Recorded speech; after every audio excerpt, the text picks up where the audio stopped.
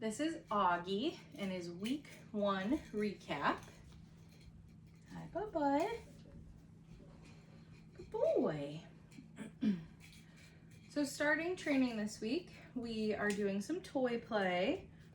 Good boy. These puppies are still very young, so we want to make sure that we're keeping training fun.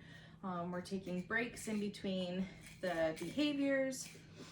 So we'll typically do like 2 to 3 behaviors, and then I'll get the toy back out, see if they want to play. Good boy, Auggie. Right now I'm using a toy called a flirt pole. Oh boy, you're the first one who got it to squeak. The flirt pole is very nice, especially if you have kids in the house. I have my hands up at the end of the pole. Auggie is chewing down at the toy part. Good boy. This really keeps the mouthy part of the puppy away from my hands. Good boy. Yeah. Good. So when he gets the end of that toy, I might give it a little tug. I'm not pulling it to the point where I'm potentially dragging him. Where are you going? But enough that he feels it and he potentially will want to like chew down on that toy a little and tug back. All right, let's go. First thing we introduced to the puppies this week is what's called our reward marker. So I am using a clicker for that. The reward marker is what we're going to use to capture the moment in time that the puppies offer us the behavior that we ask for.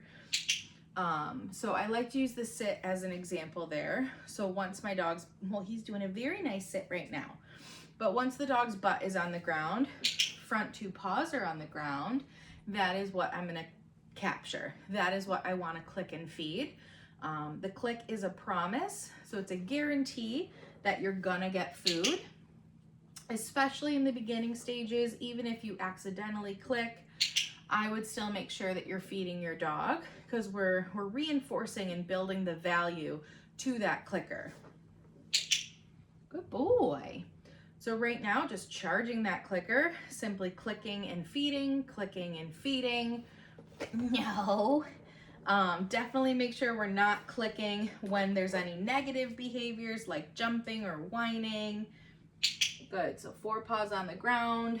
Otherwise, when you're charging your clicker, you don't have to expect anything specific. That was plenty of times. Now we're gonna do what's called charging our release word. So he sees that I have food in my hand. Okay. And then I'm gonna toss that food off to the side as I say my release word. So I've picked the word okay. Okay.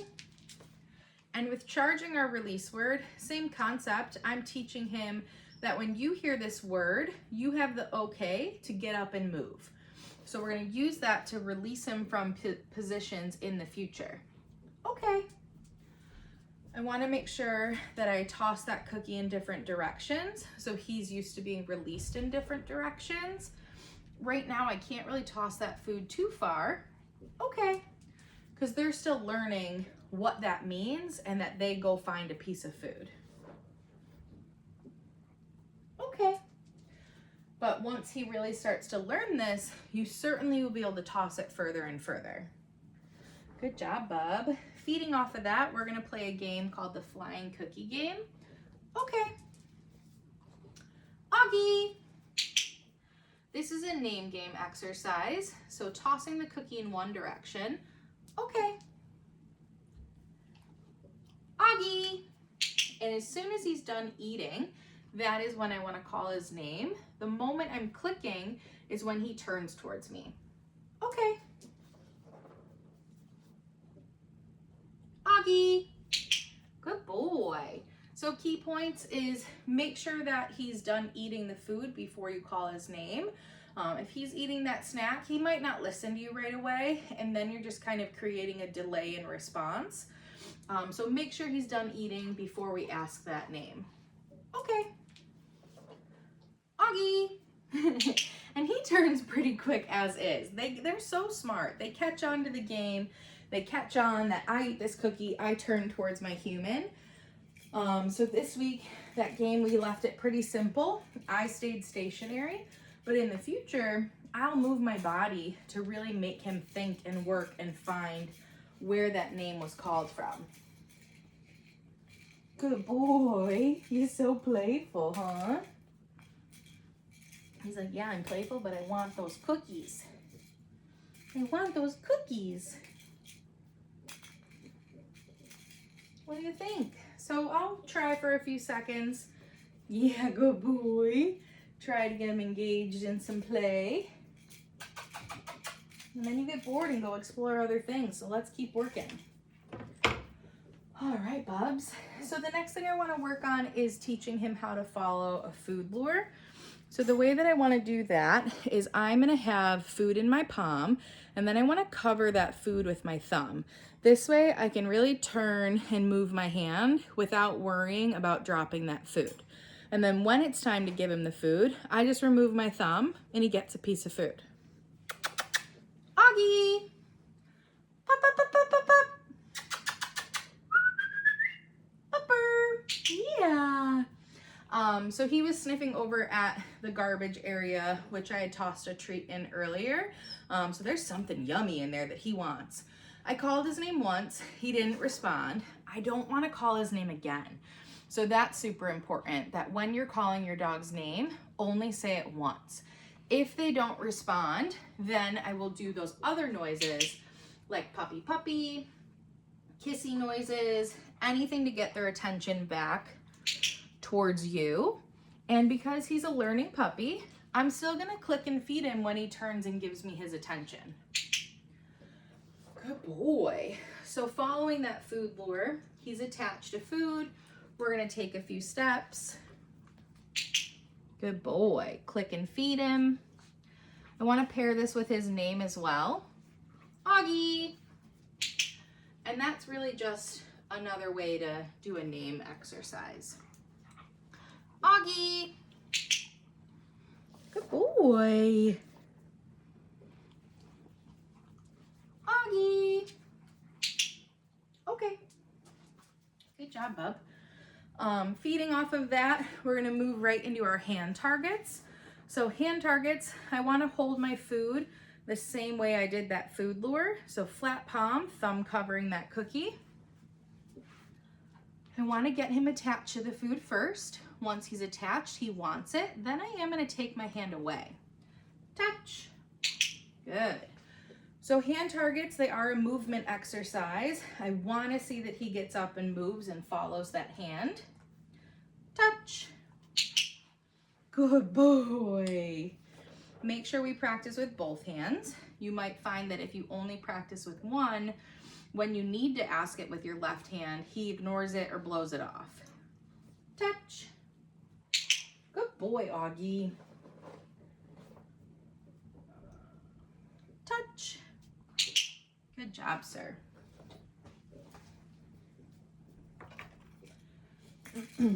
So hand targets, why might we use a hand target? I like to use my hand target as a little bit of an informal recall. So Auggie was over at that garbage bin, doesn't know a formal recall word yet. Good boy. I might ask him for a hand target to get him to come and drive into my hand to come from whatever it is he's doing. Another thing I like to use my hand target for is like an engagement exercise. So say we're going somewhere new, we're out in public, I'm gonna get my dog out of the car, ask them for a few hand targets, get their focus on me, and then we'll go about with whatever it is we're doing. Good boy, Auggie. Yeah. Why don't you play with the toy over in the camera? Yeah. Good job. Oh my gosh. Thank you. All right. Oh, watch your toes. So moving on, next thing I want to work on with him is going to be our sits. So with sit this week, we're not only teaching that behavior, but we're also going to build duration in the behavior. So getting him into position and then him staying in that position until we release him. So food is going to start at nose level and you're going to come up and back. Sit. Good. Food comes away, then comes back in for that duration. Watch those paws. Okay. So he is a little pawsy because he wants that food. So if you accidentally click while a paw is up, just wait for the paw to go back down on the ground. If you've clicked and you go to feed him and a paw comes up, don't give him that food until the paw is back on the ground. What are you doing over there, Bubba? Hey, Auggie! Much faster. Good boy. Yeah, because you get a reward from me, not the garbage. Sit. Good boy.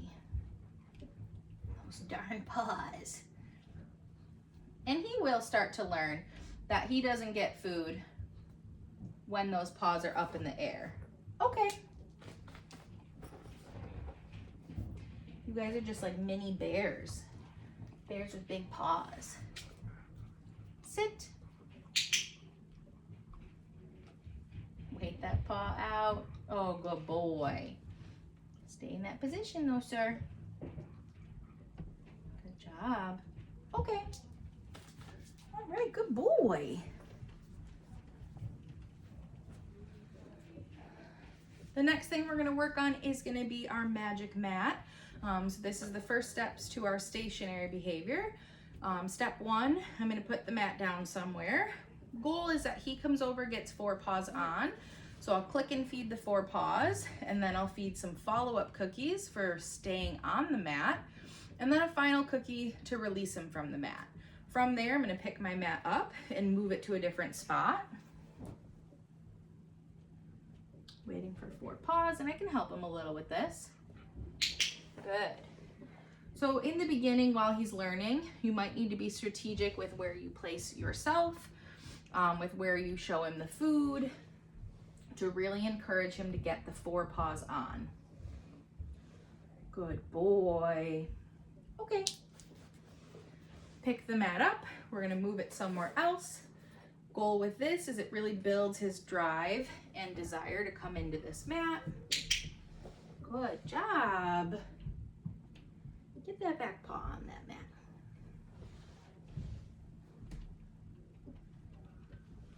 Good boy, Bubba. Okay. So the mat is really nice for you guys to use potentially when you have company over. You want your dog to station on the mat so the company can come in and get settled. This is going to be a pretty big dog. So it might be nice having this behavior so that your dog knows, like, company comes over, okay, I'm going to go lay on my mat, let them come in, and then he'll be released to go say hi when you and they are ready. I know. Okay. It's also nice if you plan on taking him to public spaces. So him knowing a nice mat where you guys can go out and have coffee and he stations on his mat as you guys enjoy your morning breakfast. All right, Bubba. You're almost done. Yeah.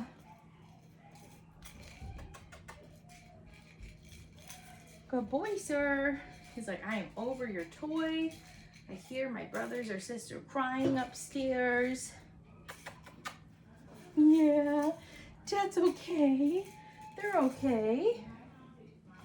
I think someone's here and they're just excited. All right, so finishing up our training exercises, we are gonna finish with some cooperative care exercises. So cooperative care, I think of future veterinary care, future grooming. He has a type of coat that he'll need to go to the groomer for the rest of his life, typically every 6 to 8 weeks. So having him used to being handled in specific types of ways is super important to set him up for success for the rest of his life. Same thing for the vet. So he's gonna go to the vet for the rest of his life. Getting him used to being handled certain ways now will really create a good boy when he goes to the vets. You are on the level of the treat pouch and so excited about it. All right, so when I work on cooperative care handling, I have some kibble in one hand, my other hand is gonna do the handling. So he is attached to food, gentle hand under the belly, Yes, good boy. So I'm yesing and feeding for that restraint. Yes. Ugh, boys. This type of restraint is going to be important. Yes. For both the groomer and the vet. Say he needs a little assistance with standing, gentle hand under the belly. Okay. When they're going to give vaccines or in the future draw his blood, they're going to do a gentle hand under that belly to help keep him standing. Good boy. Right here, it's in my hand. Next, I'm going to move on to his tail. So lifting that tail. Yes, good boy. This is really practice for future temperatures. Yes. Also future sanitary trims back here. Having him used to having his tail held and held up. Yes. Oh my gosh, that was too long. Get it. And also notice how I'm using a yes instead of a click. It's the same idea as that clicker. So it is still a reward marker. It's just a verbal reward marker. It's still a promise. I am marking the moment that I did whatever I wanted to do, and I promise you're gonna get a snack.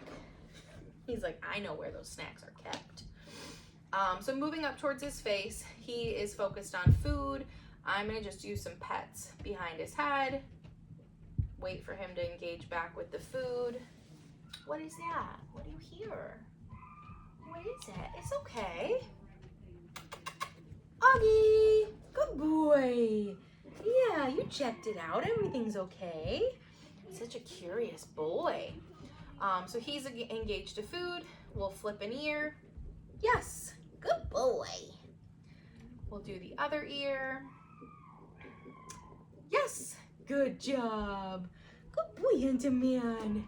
Now we're gonna move, he's so concerned about what he hears upstairs. We're gonna move on to his mouth. Yeah, good boy, you checked it out, everything's fine.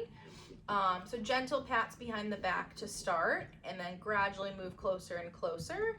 Lift a lip, yes, good boy. We'll get the other one before I lose you again. Yes, good boy. Super simple with the mouth this week, just really getting our hands on and around his mouth. Good boy. And future we can get more into that mouth, like to look at the back. So doing his paws, I need a little bit more height here. I'm gonna start at the shoulders, starting somewhere neutral, glide down to a paw. Yes, good boy. We'll do a back paw, again starting somewhere neutral. Yes. Good job. Can we switch the other way? Goodest boy. Yes. Good job. Almost done. Yes. Wow, brave boy. Okay. And that's it for Auggie's week 1 recap.